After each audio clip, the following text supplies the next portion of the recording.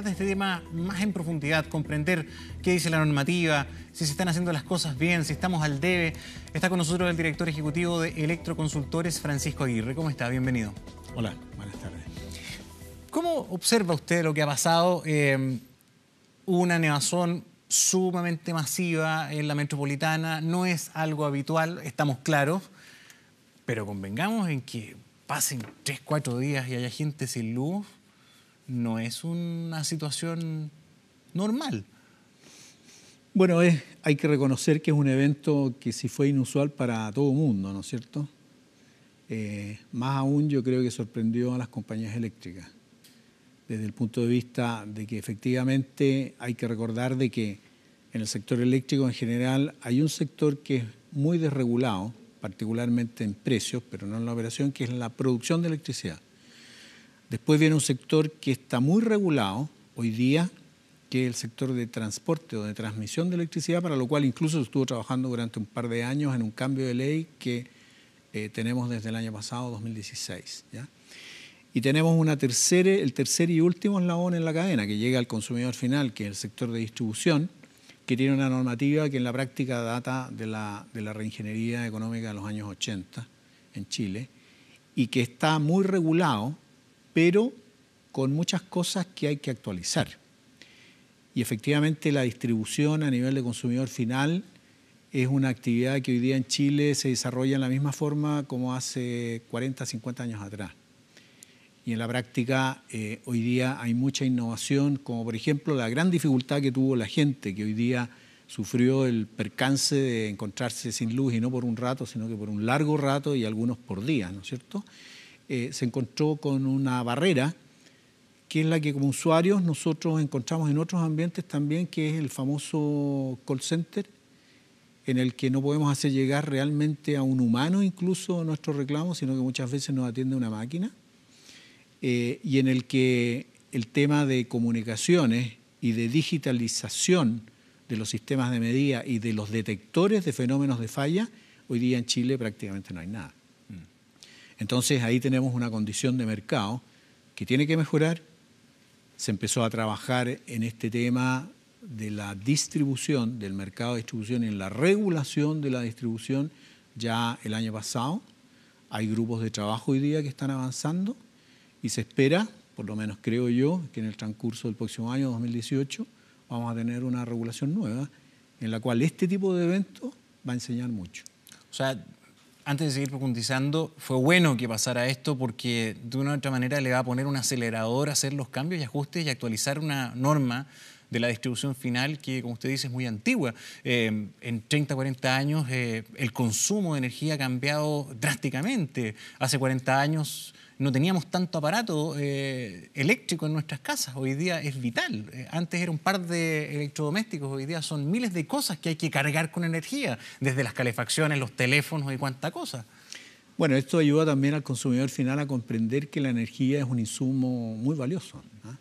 Muy valioso porque quizás el precio no denota la gran utilidad que para muchas personas y particularmente para algunas, como es el caso de los electrodependientes que han dicho, ¿no es cierto? Son los más graves, ¿no? Que significa... Que corren riesgo vital por no tener energía. Y allí me permito comentar algo, porque si yo tuviera un electrodependiente, la verdad es que yo estaría protegido con un respaldo.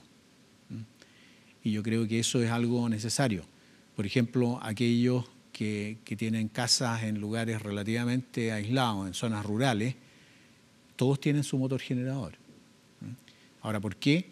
Porque el quedarse sin luz en un lugar rural puede en realidad ser una cosa muy distinta a la que sucede aquí en Santiago, que es cosa de minutos o de horas. A veces son días y efectivamente uno pierde todos los servicios. Y en consecuencia quizás el electrodependiente deberá tener un pack de baterías, deberá tener un generador pequeñito, ¿no es cierto? ¿Pero de mutuo propio o debería ser provisto por la compañía o por el Estado? Lo que tenemos que considerar allí es una cosa concreta.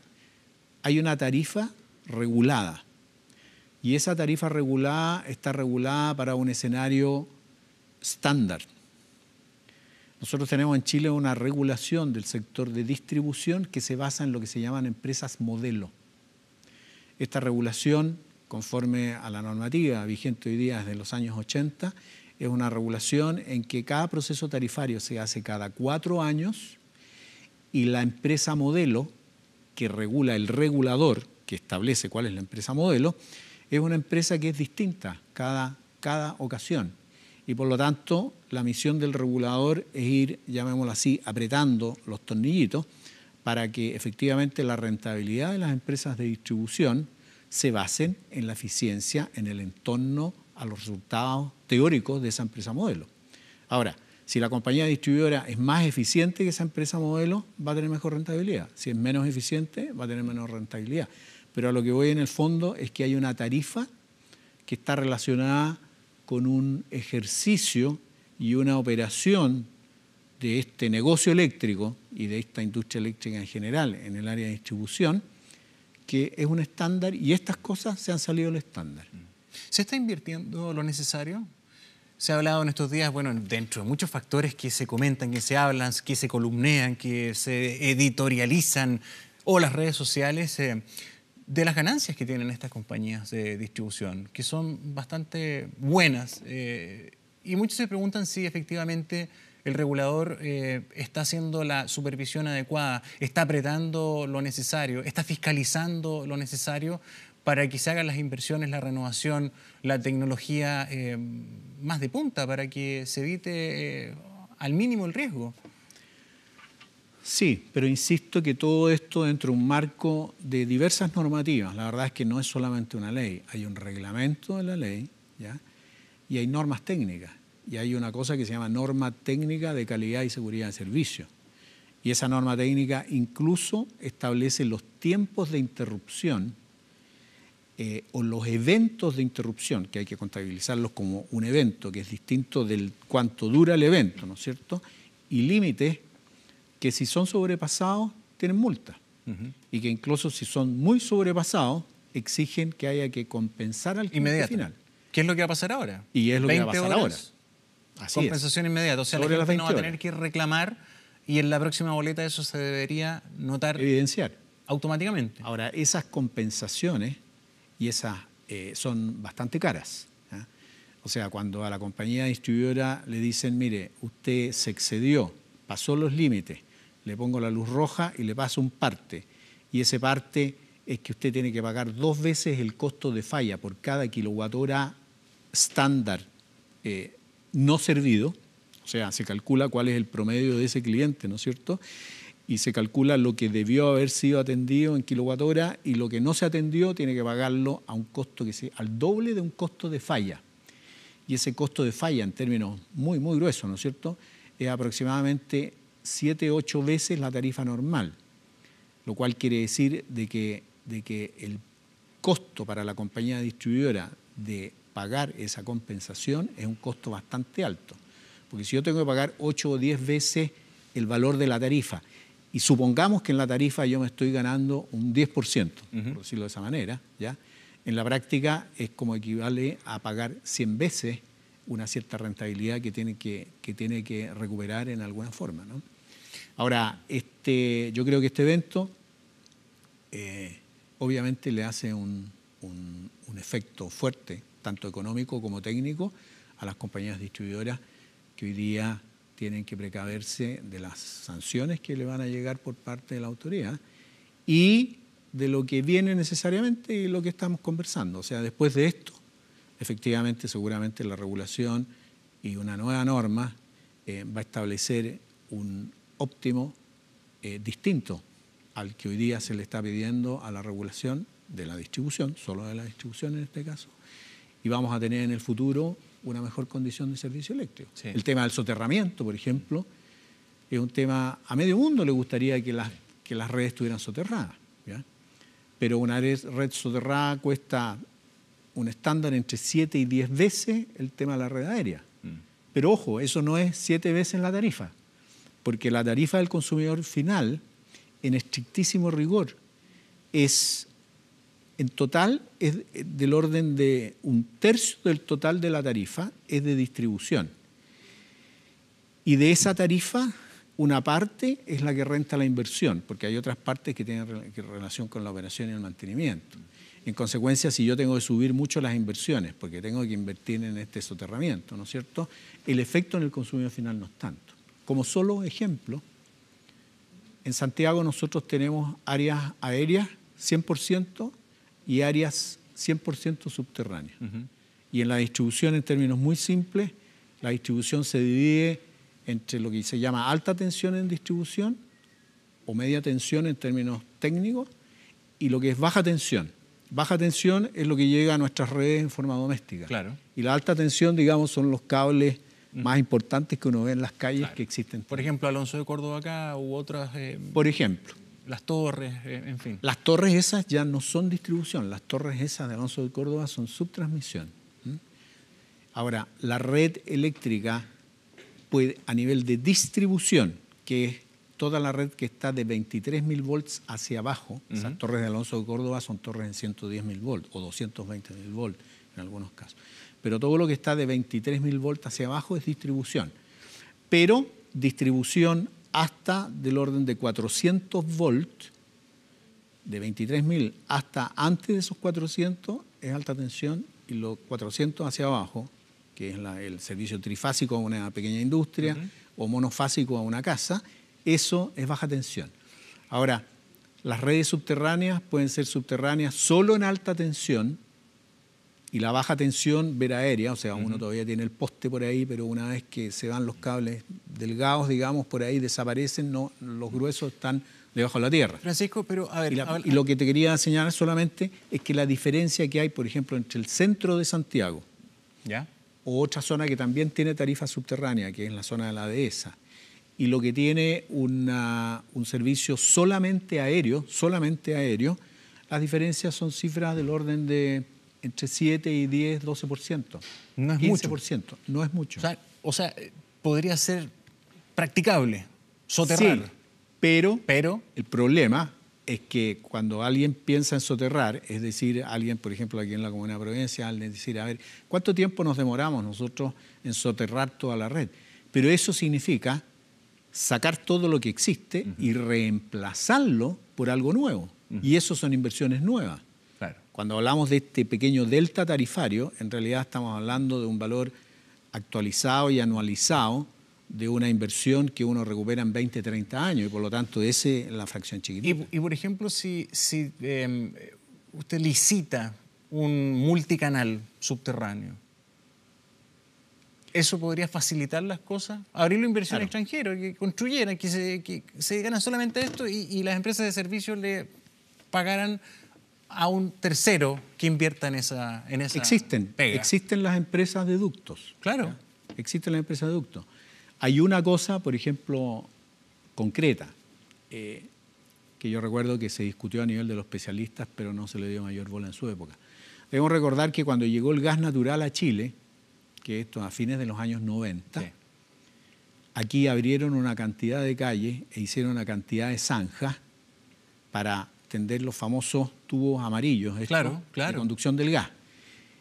Los especialistas nos preguntábamos por qué no se hace un esfuerzo por parte del conjunto de compañías de servicio, que era el gas, el eléctrico, las telecomunicaciones, que vayan subterráneamente, de tal modo que se hace la zanja más grande y se aprovecha ese soterramiento. Bueno, no se hizo solamente para la industria del gas en su momento. ¿Y por qué no se hizo? Bueno, porque nunca se pusieron de acuerdo, porque los regímenes tarifarios y la regulación y la ley, digamos, no lo exigía. Francisco, un tema es hacer subterráneas las redes. Parece que es lo más complejo, en fin, será un ítem de discusión. Pero, por ejemplo, ayer veía una nota que hizo nuestro compañero Davor Juranovic, mostraba la realidad de Magallanes, de Punta Arenas. Entonces mucha gente en el sur se ve, bueno, pero ¿cómo esto no sucede acá? Acá tenemos ventolera tremenda, tenemos nevazón, tenemos de todo y no se les corta la luz tantos días. ¿Pueden haber soluciones alternativas? Por ejemplo, poner más transformadores intercalados, intermedios, hacer los circuitos más chicos para que no quede tanta zona... Todo es ingeniería. Ya, pero ahora, la ingeniería en Magallanes es distinta a la ingeniería aquí en Santiago. En Magallanes no vemos árboles, por ejemplo. Claro, hay menos vegetación. Y en Magallanes, cuando uno ve el tendido aéreo y uno ve los 4 o 5 cables, porque son 3 fases, más un neutro, más una tierra, etcétera, o más en un alumbrado público en algunos casos, entonces uno ve que en el poste van uno arriba del otro.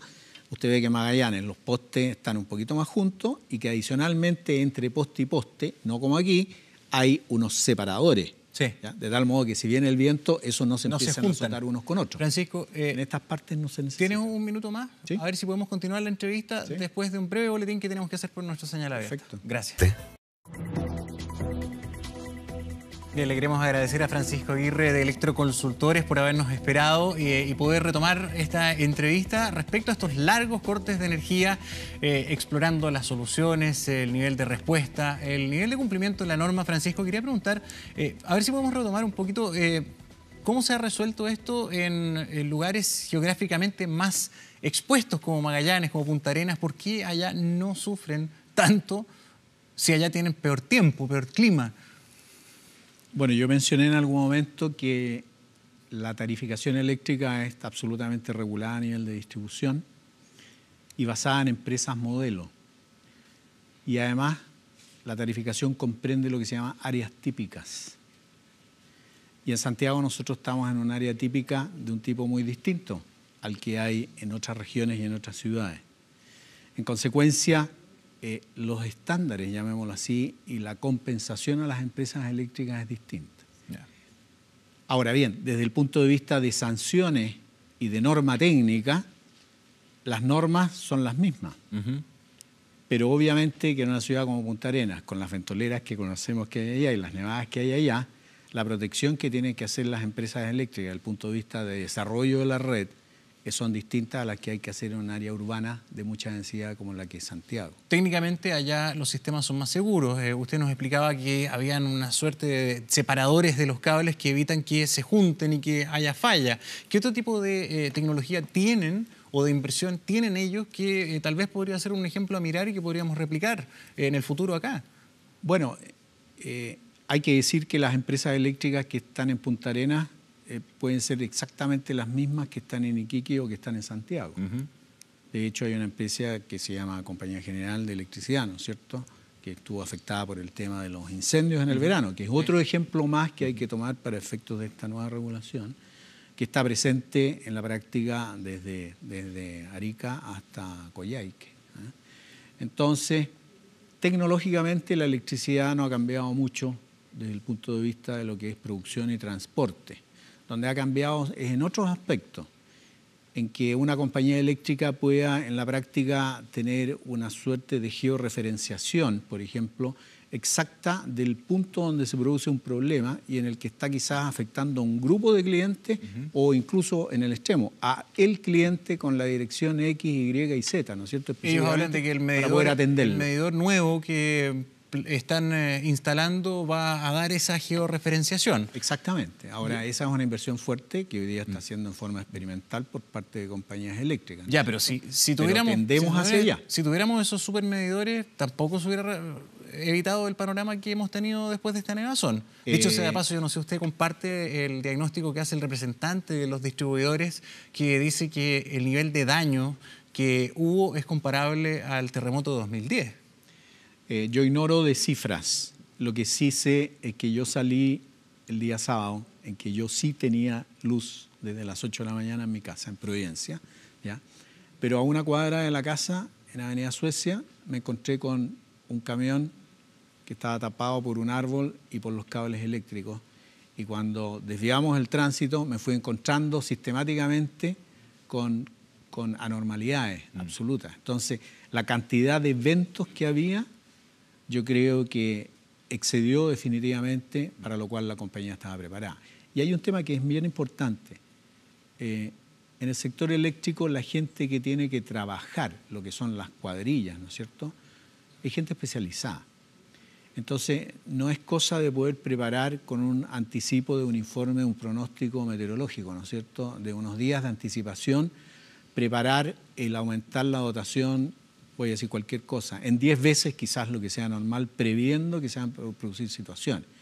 Yo no estoy defendiendo aquí a la compañía eléctrica de ninguna manera, pero lo que sí estoy diciendo es que efectivamente hay una serie de elementos y de circunstancias, una de las cuales es la regulación. La regulación le permite a las compañías o le exige a las compañías estar dentro de un cierto estándar. Si uno se sale del estándar, puede que haya una causal de fuerza mayor que definitivamente proteja a las compañías. Sí. Y puede que la investigación diga que efectivamente no habían brigadas suficientes para atender un fenómeno que debiera haberse esperado que se producía así. Hay un lío entre las municipalidades, ¿no es cierto?, y las compañías eléctricas. ¿Quién mantiene? ¿Quién corta los árboles? ¿Quién poda? Exactamente. Ahora, finalmente, Francisco, porque hay muchos temas, pero ya se nos acaba el tiempo. Usted lo decía al inicio, la normativa es añeja, es vieja, ok, pero la normativa que hay, ¿se está cumpliendo a la pata 100% sí o no? Porque usted lo mencionó ahí en algún momento, ya vimos lo que pasó en los incendios forestales. ¿Ah? ¿Están las compañías cumpliendo lo que hoy exige la ley en materia de poda, limpieza, recambio de repuestos, de que todo esté tiquitaca, 100%? ¿Lo están haciendo? ¿Se está fiscalizando por parte del Estado lo suficientemente que esta ley, añeja o como sea, se cumpla 100%? Bueno, la regulación está entre Ministerio de Energía, Comisión Nacional de Energía, hay un organismo fiscalizador que es la Superintendencia, y hay indicadores que están en las normas técnicas y en la normativa específicamente que tienen que satisfacerse. Obviamente, también podríamos decir, quizás el fiscalizador tiene poco personal. Quizás la fiscalización que se hace sobre las compañías eléctricas también requiere una reingeniería. Es probable de que un mayor control sobre el cumplimiento de ciertos aspectos, como es la existencia de brigadas. Hoy día hay muchos servicios, también es algo discutible, muchos servicios externalizados en lugar de ser internos a las compañías. Hay unos tiempos ociosos, por ejemplo, que si el personal de brigadas es interno, ¿no es cierto?, son caros para la compañía eléctrica. En cambio, externalizarlo puede que sea un poquito más caro, pero en los tiempos ociosos se los está comiendo en realidad el contratista externo, ¿te fijas? Entonces hay una serie de aspectos en que el mismo fiscalizador, quizás con un mayor detalle, con más indicadores de los que tenemos hoy día, podría mejorar las cosas. En resumen, yo diría que este es un problema que es una mezcla entre regulación, efectivamente fiscalización, efectivamente operación de las compañías eléctricas en que los estándares son distintos o, como mencionábamos en el caso de Punta Arenas, están más quizás protegidos para enfrentar ciertos eventos fuertes que quizás no los tenemos aquí en Santiago o en otras zonas. Es una mezcla de cosas. Francisco Aguirre, muchísimas gracias por venir esta tarde. Gracias por la invitación.